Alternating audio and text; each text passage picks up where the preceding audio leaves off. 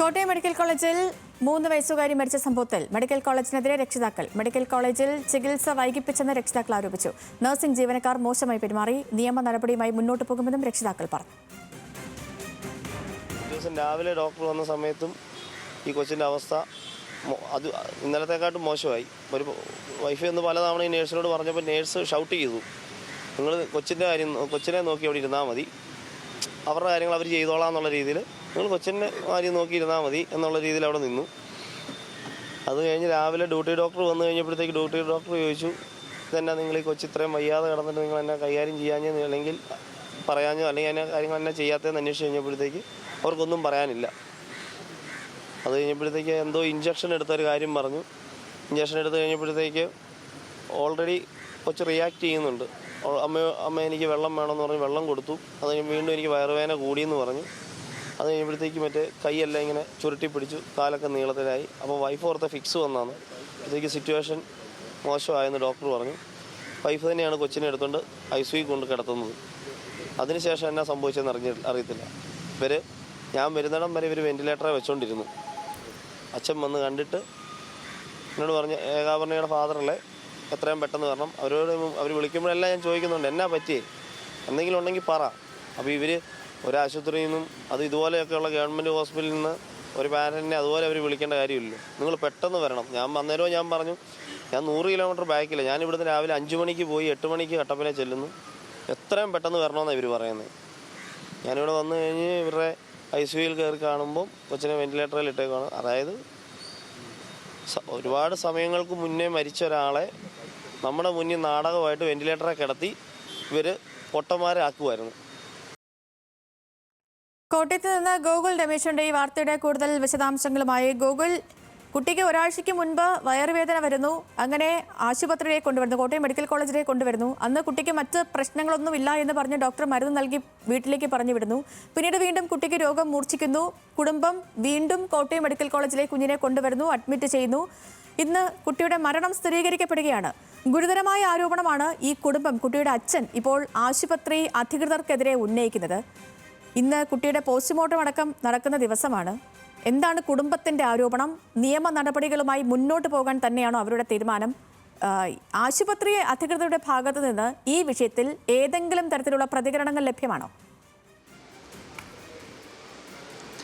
സേതു, ഇന്നലെ രാവിലെ 8:30 കൂടിയിട്ടായിരുന്നു ഈ കട്ടപ്പന സ്വദേശിയായിട്ടുള്ള ആശയുടെയും വിഷ്ണുവിൻ്റെയും 3 വയസ്സുകാരി മകൾ ഏക ആഭരണിക മരണപ്പെടുകയുണ്ടായത്. വയറുവേദനയെ തുടർന്ന് കഴിഞ്ഞ ഞായറാഴ്ചയാണ് കുട്ടിയെ കോട്ടയത്തെ കുട്ടികളുടെ ആശുപത്രിയിൽ ESI ആശുപത്രിയിൽ അഡ്മിറ്റ് ചെയ്തത്. തുടർന്ന് വേദന അല്ലെങ്കിൽ ആ അസുഖത്തിന് ശമനമുണ്ടാകാതായതോടുകൂടി തിങ്കളാഴ്ച പുലർച്ചയോടുകൂടി സമീപത്തെ കോട്ടയം മെഡിക്കൽ കോളേജിലേക്ക് കുട്ടിയെ മാറ്റുകയായിരുന്നു. തുടർന്ന് ചൊവ്വാഴ്ച, അതിൻ്റെ അടുത്ത ദിവസം പിറ്റേ ദിവസം ചൊവ്വാഴ്ച രാവിലെയാണ് കുട്ടിയുടെ മരണം ഇത്തരത്തിൽ സ്ഥിരീകരിക്കുന്നത്. ആശുപത്രി അധികൃതർ പറയുന്നത് കുട്ടിക്ക് പെട്ടെന്ന് ഹൃദയാഘാതം ഉണ്ടായത് മൂലമാണ് മരണമുണ്ടായത് എന്നുള്ള കാര്യമാണ്. എന്തായാലും ഈ ആശുപത്രിക്കെതിരെ ഗുരുതര ആരോപണങ്ങളാണ് ഇപ്പോൾ കുട്ടിയുടെ രക്ഷിതാക്കൾ മുന്നോട്ട് വെച്ചിരിക്കുന്നത്. അതായത് ചികിത്സാ പിഴവ് ഉണ്ടായിട്ടുണ്ട്, ചികിത്സ മനഃപൂർവ്വം വൈകിപ്പിച്ചു എന്നുള്ള ആരോപണങ്ങളാണ് കുട്ടിയുടെ മാതാപിതാക്കൾ ഇപ്പോൾ നമ്മളോട് പ്രതികരിച്ചിരിക്കുന്നത്. മാത്രമല്ല, ഈ സംഭവവുമായി ബന്ധപ്പെട്ട് കട്ടപ്പന പോലീസിൽ രക്ഷിതാക്കൾ പരാതി നൽകുകയും ചെയ്തിട്ടുണ്ട്.